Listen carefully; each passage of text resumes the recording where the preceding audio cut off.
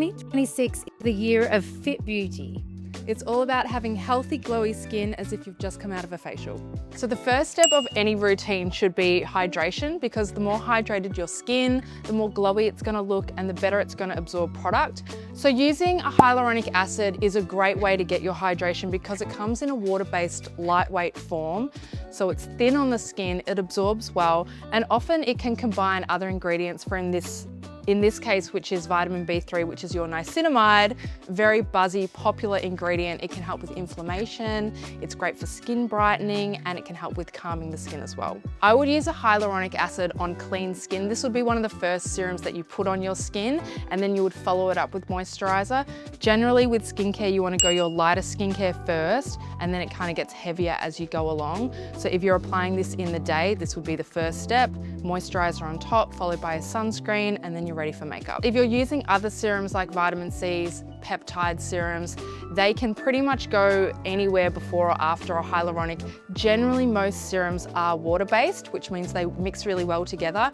If you are, however, using an oil-based vitamin C, I would put that one on afterwards because the hyaluronic will struggle to absorb through an oil-based product. So when all these layers are on your skin, they're great, especially at the night or morning, but you need to leave them for a while before you go in with your foundations or your concealers. That's really important. So make sure your skin has absorbed it. What we try to mimic in our base is that beautiful glowing from within.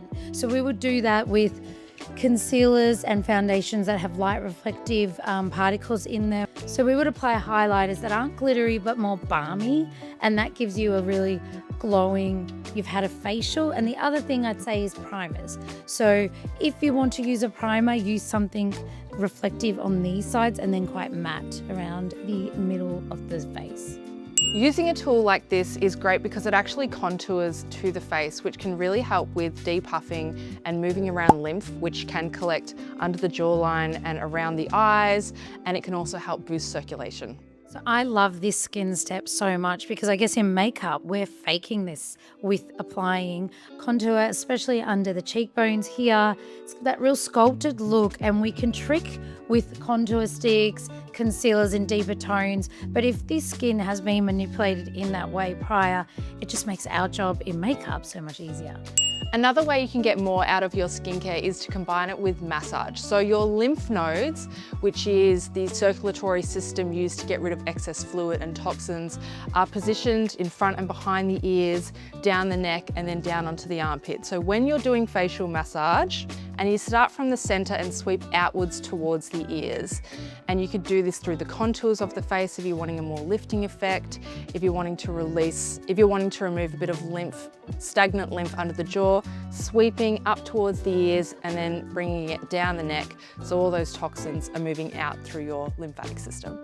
Using tools like these can be great for depuffing. So these types of tools you keep in the fridge, so they have a cooling effect. So when you are doing your massage, particularly around the eyes, this can be a great way to kind of wake up the eyes, again, move that lymph, wake up the skin, and you're not using really firm pressure, just really lightly massaging into those contours of the face. One of the biggest problem areas of a lot of women over the ages of like 35, 40 is the collection here of like puffiness and fluid. And I think using a tool like that really eradicates that puffiness when you're applying your concealer on, and it just calms that area. And I think when you put concealer on, the product just is even and looks really brightening and makes you look really wide awake and you've slept all night, when really you probably haven't. Cleansing is such a personal thing. Are you a double cleanser? Do you cleanse at night, cleanse in the morning?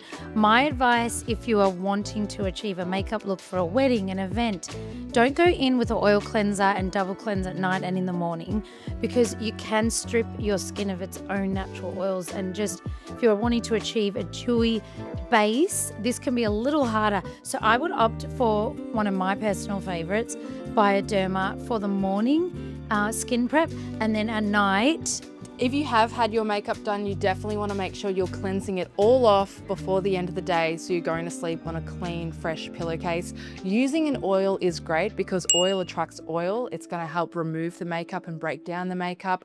And then you would follow a product like this with a foaming or a cream cleanser just for that second cleanse to make sure all of your makeup is off. It's going to keep your skin looking healthier, keeping it clearer, which will be great for the next time you need to do your makeup.